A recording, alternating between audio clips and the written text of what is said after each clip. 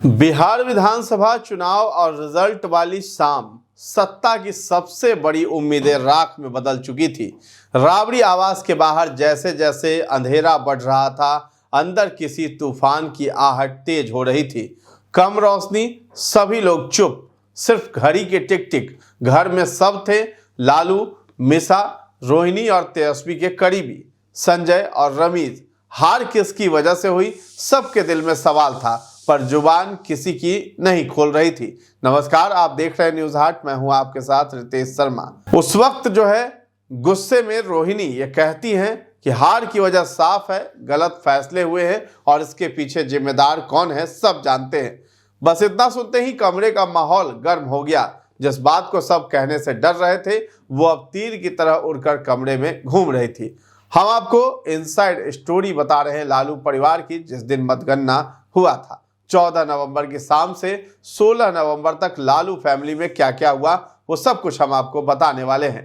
Television screen पर बिहार चुनाव की मतगणना के रुझान लगातार सामने दिख रहे थे। नतीजों में राजद एक के बाद एक सीटें हार रही थी। घर में मौजूद सभी टकटकी निगाहों से टीवी को निहार रहे थे। पार्टी और परिवार की बागडोर तेजस्वी के हाथ में होने के कारण सभी इसका जिम्मेदार उसे ही मान रहे थे, लेकिन किसी की हिम्मत नहीं थी कि ये बात बोल सके।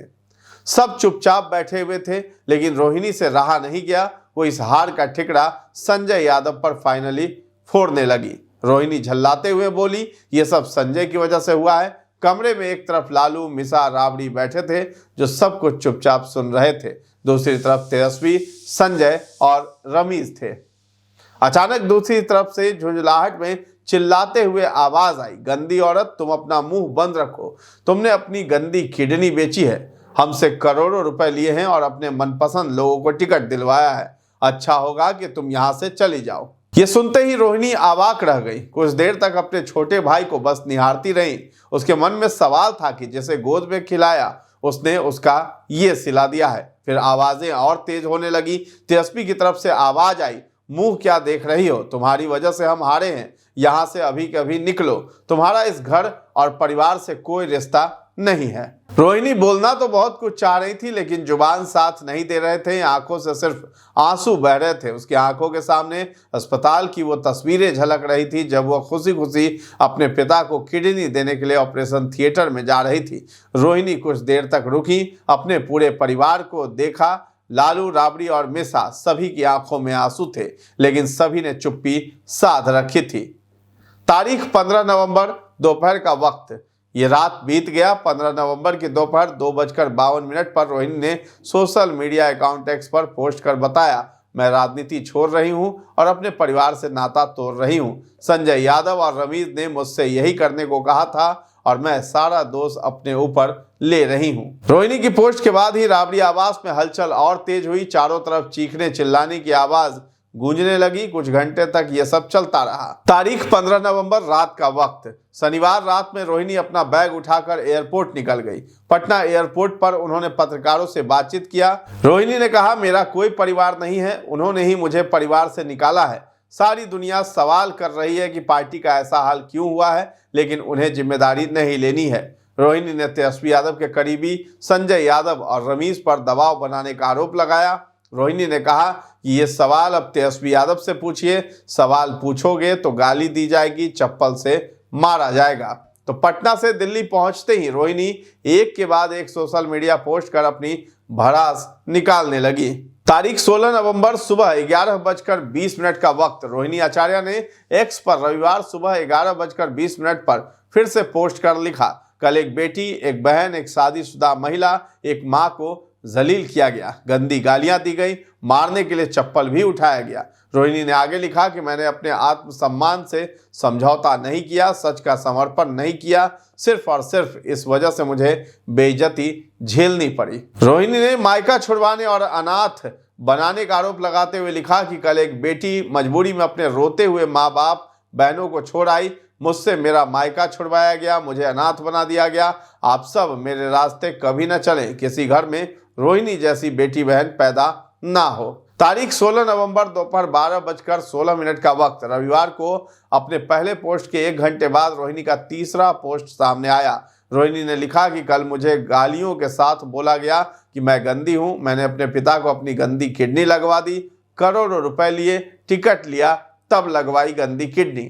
रोहिणी ने तेजस्वी और संजय यादव पर तंज कसते हुए लिखा कि सभी बेटी बहन जो शादीशुदा हैं उनको मैं बोलूंगी कि जब आपके मायके में कोई बेटा भाई हो तो भूल कर भी अपने भगवान रूपी पिता को नहीं बचाएं। अपने भाई उस घर के बेटे को ही बोले कि वो अपनी या अपने किसी हरियाणवी दोस्त की किडनी लगवा दे। रोहिणी ने सभी बहन बेटियां अपना घर परिवार देखें, अपने माता पिता की परवाह किए बिना अपने बच्चे, अपना काम, अपना ससुराल देखें, सिर्फ अपने बारे में सोचे।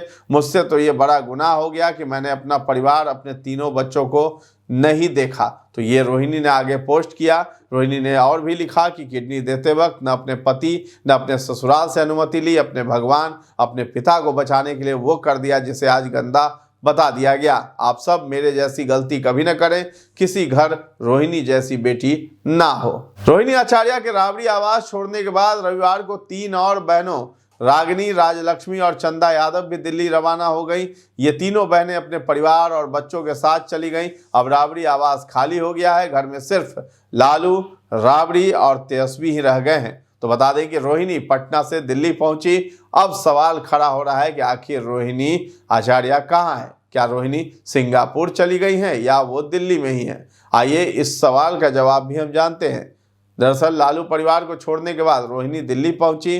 दिल्ली से रोहिणी मुंबई के लिए रवाना हो गई हैं। अगले कुछ दिनों तक रोहिणी मुंबई में ही अपने ससुराल में रहेंगी। दिल्ली से रवाना होने से पहले रोहिणी ने मीडिया कर्मियों से भी बातचीत की।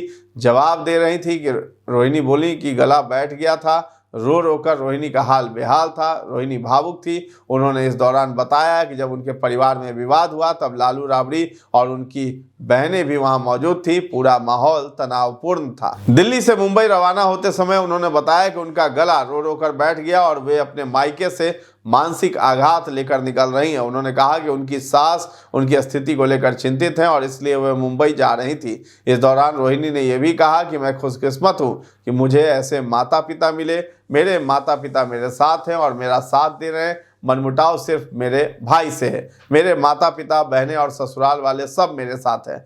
मैं मुंबई इसलिए जा रही हूं क्योंकि मेरी सास बहुत चिंतित हैं और इसलिए मैं वहां जा रही हूं। तो रोहिणी ने यह भी कहा है कि आप सब बात तेजस्वी यादव से, संजय यादव से, रेचल यादव से, रमीज यादव से पूछिए, वही लोग बताएंगे कि क्या हुआ था। वही लालू यादव को लेकर रोहिणी ने कहा कि मेरे लिए मेरे माता पिता रो रहे थे, मेरी बहनें रो रही थी, सब मेरे साथ हैं। मैं सिर्फ अपने भाई से दूर हुई हूं, बाकी सब मेरे साथ हैं। इस तमाशा से मेरी सास भी रो रही है, उन्हें चिंता है, मैं उनके पास जा रही हूँ। रोहिणी ने उम्मीद जताया है कि किसी भी घर की बेटी या बहन को ऐसी परिस्थितियों से न गुजरना पड़े। उधर इस पूरे मामले पर अब तक तेजस्वी यादव या उनकी टीम की ओर से कोई भी आधिकारिक प्रतिक्रिया नहीं आई है। तो पिता लालू यादव को किडनी देने वाली बेटी रोहिणी आचार्य के टपकते आंसू ने परिवार के अंदर की सियासत को सड़क पर ला दिया है। ये सब तब हो रहा है जब लालू और राबड़ी जिंदा है। ऐसे में सियासी गलियारे में सवाल उठ रहा है कि क्या लालू यादव की अब परिवार में चल रही है या नहीं। फैमिली के फैसले भी क्या संजय यादव ही ले रहे हैं? लालू फैमिली में ये टूट आगे कितना बढ़ेगा? तेजस्वी यादव का आगे क्या होगा? ये सब तमाम सवाल है जो बिहार की सियासत में गूंज रहे हैं। और साथ ही साथ ये जो हमने वाकया बताया कि उस रात क्या हुआ था, ये हमने रोहिणी के ट्वीट के आधार पर ये सीन क्रिएट किया है। तो फिलहाल इस खबर में इतना ही। न्यूज़ हाट के साथ बने रहें और अभी तक हमारे चैनल को आपने सब्सक्राइब नहीं किया है तो जरूर कर लें। धन्यवाद।